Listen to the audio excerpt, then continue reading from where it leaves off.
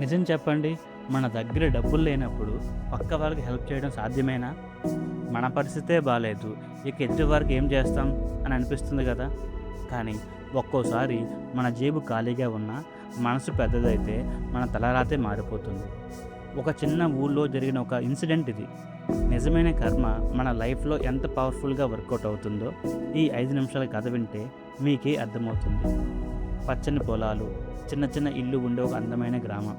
అక్కడ మోహన్ అనే ఒక పేద కూలి ఉండేవాడు. రోజూ పొలంలో రెక్కల ముక్కలు చేసుకుని కష్టపడేవాడు. డబ్బులు లేకపోయినా అతని మనసు చాలా పెద్దది.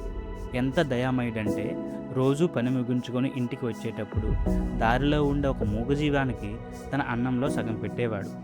ఒకరోజైతే దారిలో ఆకలితో అల్లాడిపోతున్న ఒక కొత్త ప్రయాణికుడిని చూసి తన దగ్గరున్న భోజనం మొత్తం అతనికి ఇచ్చేసి తను ఖాళీ కడుపుతో ఉండిపోయాడు.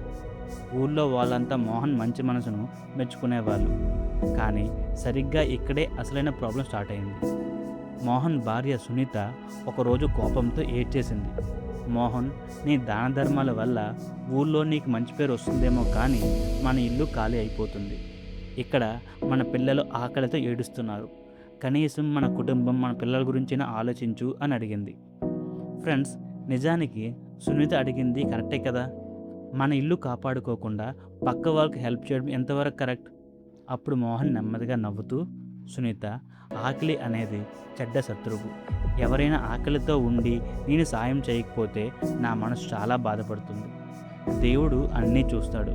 మనకు ఏమైనా అవసరమైతే ఆయనే ఇస్తాడులే అని అనేశాడు. ఒకరోజు మధ్యాహ్నం మోహన్ అలసిపోయి ఇంట్లో రెస్ట్ తీసుకుంటున్నాడు. సరిగ్గా అప్పుడే బయట నుండి చాలా నీరసంగా ఒక వాయిస్ వినిపించింది. అమ్మ, ఏమైనా తినడానికి ఉండే పెట్టండి తల్లి అని. సునీత బయటకు వచ్చి చూసింది. అక్కడ ఒక వృద్ధ సన్యాసి నిలబడి ఉన్నాడు. పాపం, ఎండకు ఎండిపోయి 2 రోజులుగా తిండి లేక కళ్ళు తిరిగే స్టేజ్లో ఉన్నాడు.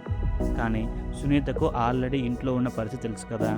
ఆమె మొహం ముడుచుకొని, మళ్ళీ వచ్చారా, ఇంట్లో మాకే తినడానికి లేదు, వెళ్ళండి బాబా అని మనసులో అనుకుంది. కానీ మోహన్ ఊరుకుంటాడా? ఆ వాయిస్ వినగానే వెంటనే బయటికి వచ్చి ఆ సన్యాసిని చేతులు పట్టుకొని లోపలికి తీసుకుపోయాడు. ప్రశాంతంగా కూర్చోబెట్టి నీళ్ళిచ్చాడు ముందు. ఆ సన్యాసి ఆ నీళ్లు తాగి, బాబు, 2 రోజులుగా కడుపులో ఒక ముద్ద పడలేదు, ఏమైనా పెట్టగలవా అని దీనంగా అడిగాడు. మోహన్ లోపలికి వెళ్ళి చూశాడు. అక్కడ కేవలం 2 రొట్టెలున్నాయి. అవి కూడా మోహన్ తన కోసం దాచుకున్నవి. సునీత వెనకాలే వచ్చి కోపంతో బుసబుసలాడింది. అవి నీ కోసం దాచిన మోహన్, అవి కూడా ఇచ్చేస్తే నువ్వేం తింటావు? ఆయన్ని వేరే ఇంటికి వెళ్ళమని చెప్పు అని గట్టిగా చెప్పింది. కానీ మోహన్ చాలా ప్రశాంతంగా, సునీత, చెప్పాను కదా, ఆకలి టైం చూసి రాదు. ఆ బాబా 2 రోజులుగా ఏమీ తినలేదు. దేవుడు మనల్ని చూసుకుంటాడులే అని చెప్పి ఆ 2 రొట్టెలు తెచ్చి ఆ సన్యాసి ముందు పెట్టాడు. బాబా, మా దగ్గరున్నది ఇదే, దయచేసి తినండి అన్నాడు. ఆ వృద్ధుడు ఆ రొట్టెలు తిని నీళ్లు తాగి కాసేపు రెస్ట్ తీసుకున్నాడు. ఆ తర్వాత లేచి ఆ సన్యాసి తన పాత సంచిలో నుంచి మెరిసిపోయే ఒక నిజమైన బంగారు గిన్నెను బయటకు తీసి మోహన్ చేతిలో పెట్టాడు. మోహన్ షాక్ అయ్యాడు. బాబా, ఏంటిది? ఇంత విలువైనది నేను తీసుకోలేను అన్నాడు. అప్పుడు ఆ సన్యాసి నవ్వుతూ ఒక అద్భుతమైన మాట అన్నాడు. బాబు, పోయిన వారం ఒక రాజు నాకు దీన్ని దానం చేశాడు. కానీ సన్యాసినైన నాకు దీంతో ఏం పని? ఈ లోకంలో నిజమైన దయ ఉన్న మనిషి కోసం వెతుకుతున్నాను. ఈరోజు నిన్ను చూశాను.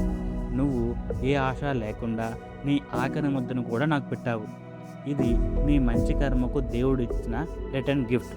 కానీ ఒక్కటి గుర్తుపెట్టుకో, ఈ సంపద వచ్చాక కూడా నీలోని మంచి మనసు ఎప్పటికీ మారిపోకూడదు అని దీవించి వెళ్ళిపోయాడు. ఫ్రెండ్స్, చూసారా మోహన్ కర్మ అతనికి ఎలా రిటర్న్ గిఫ్ట్ ఇచ్చిందో? మోహన్ ఆ బంగారు గిన్నె పట్టుకొని నిలబడ్డాడు. కళ్ళలో ఆనంద బాష్పాలు. సన్యాసి వెళ్తుండగా చూస్తూ మనసులో ఇలా హామీ ఇచ్చాడు, ఎప్పటికీ మంచి చేయడం మానను స్వామి అని. ఫ్రెండ్స్, కర్మే నిజమైన ధర్మం. మనం ఆశ లేకుండా మంచి చేస్తే దేవుడు అనూహ్య రీతిలో రివార్డ్స్ ఇస్తాడు. ఎప్పుడూ సరైన చేయడానికి ఆలస్యం చేయకండి. మీ దయ మీకు మీ కుటుంబానికి శాంతి, సంతోషం, ఊహించిన ఆశీర్వాదాల రూపంలో తిరిగి వస్తుంది. ఈ రోజుల్లో మంచితనం చూపిస్తే లోకం చేతగానితనం అనుకుంటుంది అని చాలామంది అనుకుంటారు. కానీ అది అస్సలు నిజం కాదు. మోహన్ లాంటి నిష్కల్మషమైన మనసు మీకున్నంత కాలం మిమ్మల్ని కాపాడడానికి ఆ విశ్వమే ఒక దారి చూపిస్తుంది. మీ దయ మీకు ఆశీర్వాదాల రూపంలో మీ దగ్గరికే తిరిగి వస్తుంది. మీ జీవితంలో మంచి చేసి రివార్డ్స్ పొందిన మూమెంట్ ఉంటే కామెంట్లో షేర్ చేయండి. ఇతరులకు కూడా షేర్ చేయండి. మంచి కథల కోసం సబ్స్క్రైబ్ చేయండి. కామ్గా ఉండండి, స్ట్రాంగ్గా ఉండండి, మంచి చేయండి. కర్మ మీకు తిరిగి వస్తుంది.